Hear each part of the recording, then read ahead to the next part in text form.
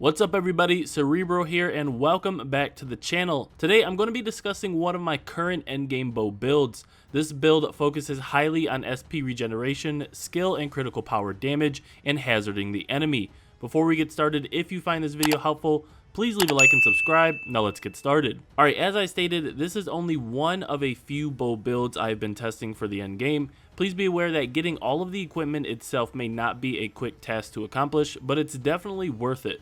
The build is highly focused on SP regeneration, crit/skill power, and hazarding the enemy more often, which can be extremely important for bow users having issues with those disgusting mantises. First, I am using the EX skill Scout, which gives us a bonus to SP regeneration, which is important for mirroring our sword skill speed buffs that are also built into this build. For personas, I am using Fiery to make sure the crit rate is very high. This is important for working with the Unfreezing spirit passive and hazarding the enemy. Then for Anima, we are using Uptight, which gives an additional 30% boost to our attack. For equipment, we are using the Heaven Striker maxed out with the passive Hawkeye, which gives us strength, dexterity, agility, while also boosting our accuracy by 10%. Heaven Striker can be found in the Eastern raid chest after the main boss, so definitely if you don't have that, go ahead and grab that there. Now this is pretty easy to farm if you have decent gear, so like I said, be sure to go ahead and get some good RNG rolls, because once you've upgraded to level 5, you get another boost to your stats for your weapon. For armor, we are using the Steel Riding armor from the blacksmith in North Centauria with the passive Binary Star Sword God for an additional 10% chain burst. For accessories, we are using the Spirit Artisan collar, which comes with a passive Sword of the Servant for an additional 10% sword skill speed buff and more dexterity. This collar can be crafted in North Centauria by the Divine Beast Blacksmith. Lastly, we are using the Merchant Boots, and this is only, again, I repeat, this is only for the passive Killing Blow, which gives you a 30% boost to crit power, which is very huge and very important. On a good note, the materials for this are pretty easy to farm, and it can be crafted by Thodin in North Centauria.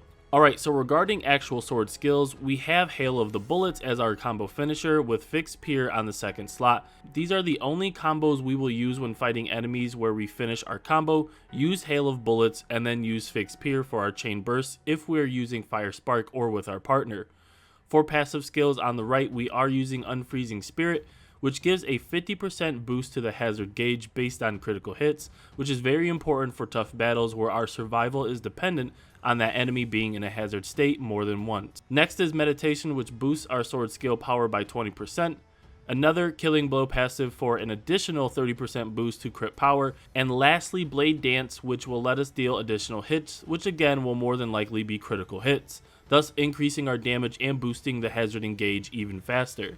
For combat skills, we are using Reaper's Wrath with extended effect 1, 2, and 3 with chain combo damage 1 and 2 as well, so make sure that you definitely customize those. Next is Sword of the Goddesses with extend effect 1 and 2, as well as attack speed up 1 and 2.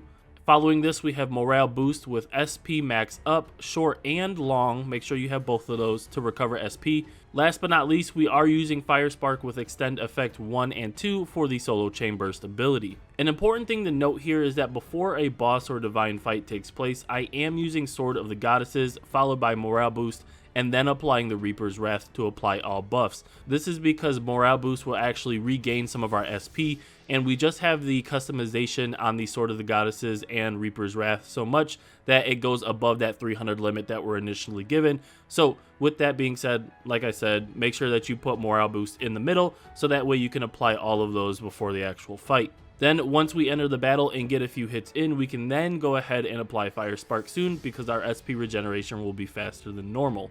Now I have Alice as my partner, but really the preference is yours on who you want to have as your partner. For this, I will only be discussing the EX skill and the combat skills themselves, as these affect what buffs get applied to Kirito. For Alice, I am using the SP Buffer EX skill, which is important for reducing the cost of buffs because we want to apply all of our buffs prior to the fight.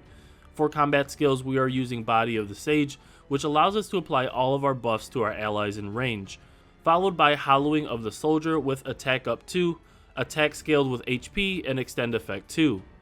Next is Warrior of the Bloodline for an insane skill power buff, and we have skill power up 1, skill power up 2, and extend effect 2 for customization. Lastly, we are using Brand of the Flower Blade with chain combo damage 1, extend effect 1, and extend effect 2. which will allow our chain multiplier to reach level 4 and also gives us a 10% to our chain burst damage.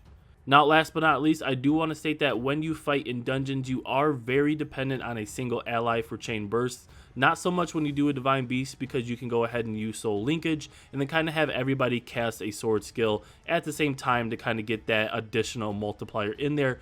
But like I said, for the dungeons themselves or the raids themselves, it is very important to save your Fire Spark combat skill on Kirito for when your finishing arts is ready only.